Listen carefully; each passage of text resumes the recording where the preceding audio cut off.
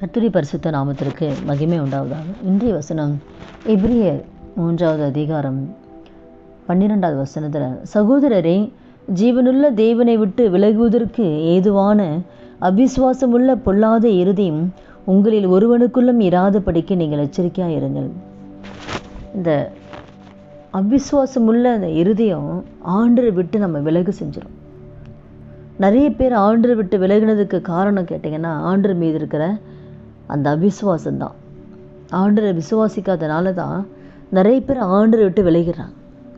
அப்போ அது பொல்லாத இருதயம், அவிசுவாசம் உள்ள அந்த பொல்லாத இருதயம், அது மாத்திரம் நமக்கு இராதபடி நம்ம எச்சரிக்கையாக இருக்கணும். அந்த அவிசுவாசம் உள்ள இருதயம் என்ன பண்ணா, ஆண்டரை விட்டு விலகு செஞ்சிடும்.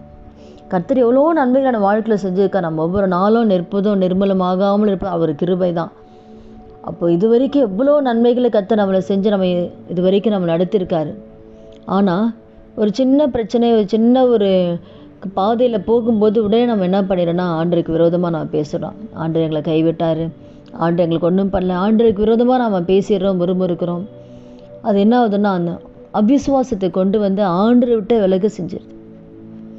அப்போது தேவன் அந்த காரியத்தில் ரொம்ப வேதனைப்படுறார். இவ்வளோ நான் நன்மை செஞ்சேனே.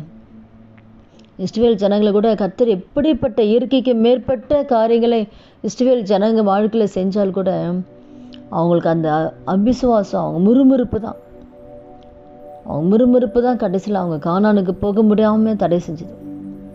ஆண்டர் மேலே அந்த விசுவாசம் இல்லை, அவனுடைய முறுமுறுப்பு தான் கடைசியில் கானானுக்கு போக முடியாத அளவுக்கு அவங்களாக்கிடுச்சு.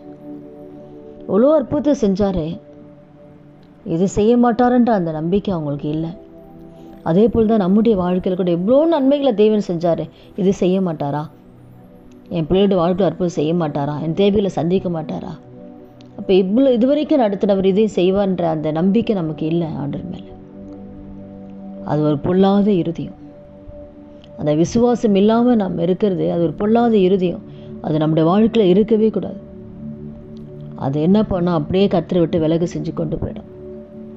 அதனால் கூட அதில் எச்சரிக்கையாக இருங்கன்னு சொல்லி வேதம் சொல்லுது.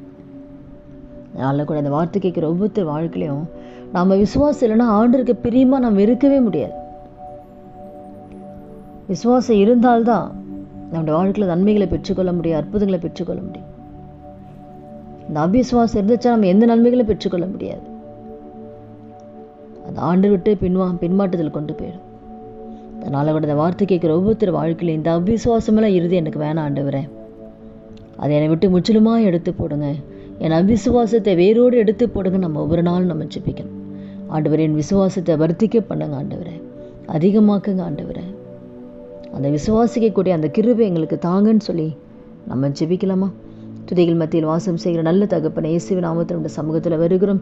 இந்த வார்த்தை கேட்குற ஒவ்வொருத்தர் வாழ்க்கையிலையும் ஆண்டவர் அப்பா, எங்களை ஒவ்வொருத்தர் வாழ்க்கையிலையும் அந்த அவிசுவாசம் இல்லை பொல்லாத இறுதி எங்கள் யாருக்குள்ள காணப்படக்கூடாதப்பா ஆண்டவர். எந்த வகையிலுமே ஆண்டவரை உண்மை துக்கப்படுத்தக்கூடாது, உண்மை விட்டு விலக செய்கிற அந்த அவிசுவாசம் எங்களுக்கு வேண்டாம் ஆண்டவரை. எங்கள் விசுவாசத்தை வர்த்திக்க பண்ணுங்க, எங்கள் அவிசுவாசத்தை வேரோடு எடுத்து போடுங்க ஆண்டவரை. விசுவாசத்தை வர்த்திக்க பண்ணி எங்கள் வாழ்க்கையில் அதே வைத்திருக்க நன்மைகளை நாங்கள் பெற்றுக்கொள்ள கர்த்தர் உதவி செய்யுங்க ஆண்டவரை. அப்படியே நடத்த போகிற தயவுக்காக நன்றி. இயேசுவின் நாமத்தில் ஜெபிக்கிறோம் நல்ல பிதாவே, ஆமீன். கர்த்தர் நாமத்துக்கு மகிமை உண்டாவதாக.